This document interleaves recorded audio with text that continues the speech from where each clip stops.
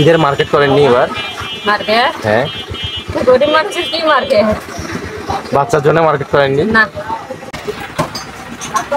চাচি আসসালামু আলাইকুম, ওয়ালাইকুম আসসালাম। কেমন আছেন? আল্লাহ পাক ভালো রাখছে। এটা আপনার দোকান? হ্যাঁ। কি বিক্রি করেন দোকানে চাচি? পান সিগারেট। পান সিগারেট বিক্রি করেন? কোথায়? এই যেখানে পান না, এখানে সিগারেট দেখা যাচ্ছে। এই ব্যবসা কত বছর হলে করছেন? 7-8 বছর। 7-8 বছর হলে এখানেই এটাই। এই ব্রহ্মপুত্র নদীর তীরেই ব্যবসা করছেন না? চাচা নাই? না, মারা গেছে?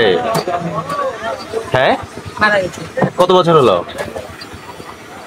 মনে করেন ছেলের বয়স যখন 2-1 বছর হবে। কখন মারা গেছে? সংসার এই দোকান দিয়ে চলে না? দিয়েছেন। ছেলে কি এখন বড় হয়েছে না? এই যে ছেলে দিয়ে ছেলে এটা ছেলে পড়াশোনা করে না? পড়াশোনা করো বাবু, কোন ক্লাসে পড়ো? ক্লাস 3-তে পড়ো? তোমাকে তো অনেক বড় হতে হবে। এই দেখো তোমার মা কত কষ্ট করছে তোমার জন্য, খেয়ে না খেয়ে যেখানে দোকান করছে। খাওয়া দাওয়া করেননি? সকালে খাই আসছি। সকালে খাইছেন, এখন খাননি? এখন তো বিকেল হয়ে গিয়েছে, একবারও রাতে যাবে। একবার রাতে যাবেন। ঈদের মার্কেট করেননি এবার? মার্কেট হ্যাঁ, গরিব মানুষের কি মার্কেট? বাচ্চার জন্য মার্কেট করেননি? না। করেননি না? তো আপনার ছোটবেলার ঈদের কথা মনে পড়ে? ছোটবেলা যখন ছোট ছিলেন ছোটবেলার কথা এখন তো আর এলে বলা যাবে না। মনে পড়ে ছোটবেলা ঈদের কথা? তো অবশ্যই করবি। বন্ধুরা দেখুন, মানুষ এই যে কত সংগ্রাম করে এখানে বেঁচে আছে, কতই না কষ্ট করছে। এই চাচি এই যে এখানে ব্রহ্মপুত্র নদীর তীরে এখানে এই যে ছোট্ট পানের দোকান, এইটা এখানে পান আর সিগারেট বিক্রি করে। দেখুন এই পাশে এই যে দেখা যায় নদী, ওই যে এই দূরে নদী, এখানে এখানে উনি এভাবে সংগ্রাম করেই বেঁচে আছে চাচি। ঠিক আছে চাচি, হ্যাঁ ভালো থাকেন, আসি। আসসালামু আলাইকুম। ঈদের দিন আকাশ জুড়ে সাদা মেঘের ভেলা, শিশুদের মুখে হাসি, চারপাশে উৎসবের আমেজ।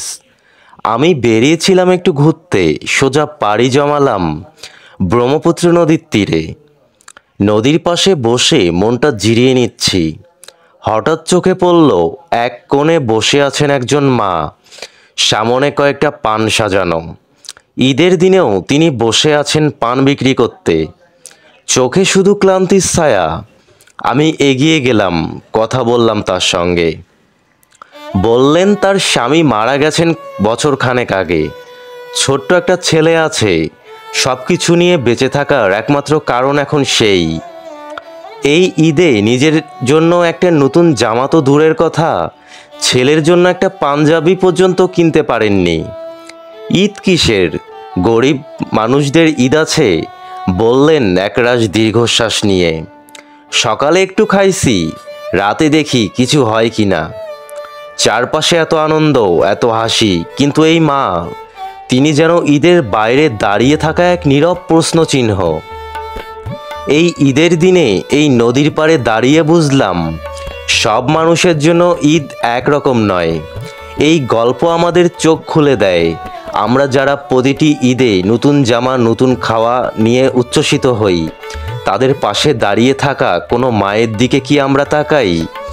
আজ যদি একটু এগিয়ে আসি, তাহলে হয়তো কোনো এক মায়ের ছেলের মুখে আবার ঈদের হাসি ফোটে।